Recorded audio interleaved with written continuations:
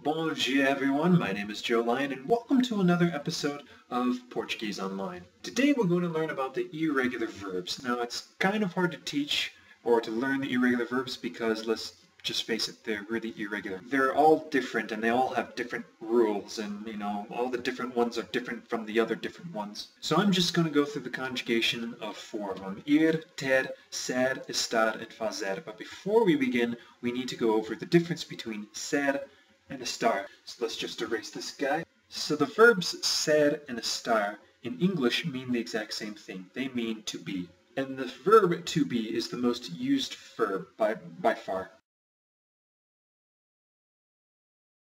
So why is it that they have two verbs for to be instead of just one like they do in English? Well, ser is kind of a more permanent to be. Like for instance, if I were to say I am, and I am is a conjugated form of to be. I am Joe, that's not going to change. If I were to say I am American, that's not going to change either. I'm not going to go to bed and wake up Japanese. Estar is not so permanent. For instance, if I said I am sick, well, hopefully I'm not going to be permanently sick. I mean, I could go to bed the next day and wake up feeling fine. So that's one way of looking at it. Ser is permanent and estar is not so permanent. However, estar can mean location. So for instance, if you're asking someone, where is the hospital, you use estar. That seems a little complicated, but there's a very easy rhyme that you can use with that. How you feel and where you are, use estar. If you just remember that rhyme, you should do okay. Okay, moving on. So let's go over the word ter, which is to have. I have is eu tenho. And remember the NH is kind of the ñ in Spanish, is a ñ sound, so it's eu tenho. You, he or she have is você, ele, and ela têm. And remember, the ending of the em is an eng sound. We have is nós temos.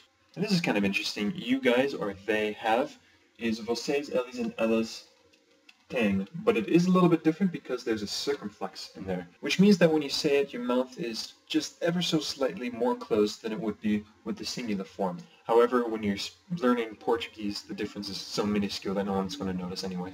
So that's the verb to have. Next on our list is, let's see, ir, which is to go. Ir is kind of interesting because not only is it the verb to go, but it is also used at times for future tense. So you can say I go, which is just a simple conjugated form of go. Also, if you want to say something that's going to happen in the future, like I am going to da da da da da da da, you use this conjugation as well. I go is eu vou. You, he, and she go is você, ele, and ela vá.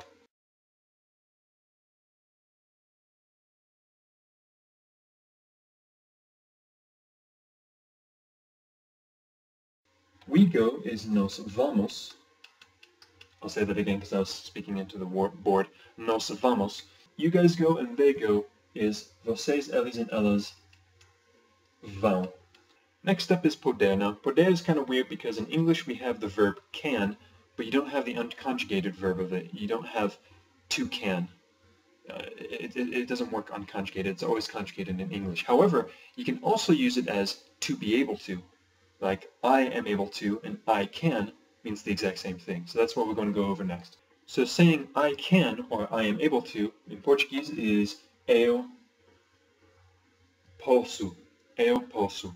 You, he, and she can or you, he, and she are able is simply você, ele, and ele pode. And remember the DE is a G sound. Now in some places in Brazil they say pode, and in other places they just say pode. So really just listen to what they say and you should be able to get it pretty quickly. We can, or we are able to, is nós podemos. Nós podemos. So you guys, or they can, or are able to, is vocês, eles, and elas podem. And remember the en at the end.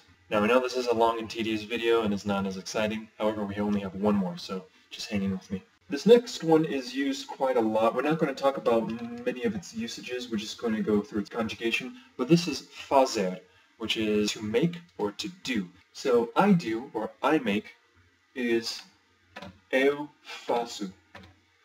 Now you can see that there's a C cedilla, that crazy C with the thing on the bottom. Now I didn't explain that very well in the pronunciation videos, and I'm going to do a little bit better job here. So if a regular C is before an I or an E, it is a S sound. But if it is before an A, an O, or a U, then it is a K sound. The only way that you can make this C sound like an S, if it is before A, O, or U, is to make it a C cedilla. In this case, we need a C to sound like an S, but it is before an O, and therefore it would be facu. So in order to change it to I do or I make, we change the C to a C cedilla, which makes it faço. So I hope that explains it a little bit. Sorry if I confused you in the second video. Moving on, você, ele, and ela. Now it is spelled faz. However, no one in Brazil pronounces it like that. It is not você faz, it is faz. So it is você faz, ele faz, and ela faz for you, he, or she does or makes. We make or we do is nós fazemos. Nós fazemos. And you guys or they do or make is fazem. Vocês fazem, eles fazem, and elas fazem. So these irregular words are the most common irregular words. There are other irregular words, however, many different conjugation books, many textbooks do explain what these differences are. They can get a little complicated and kind of irritating at times, but with a little bit of practice, you should be able to get it.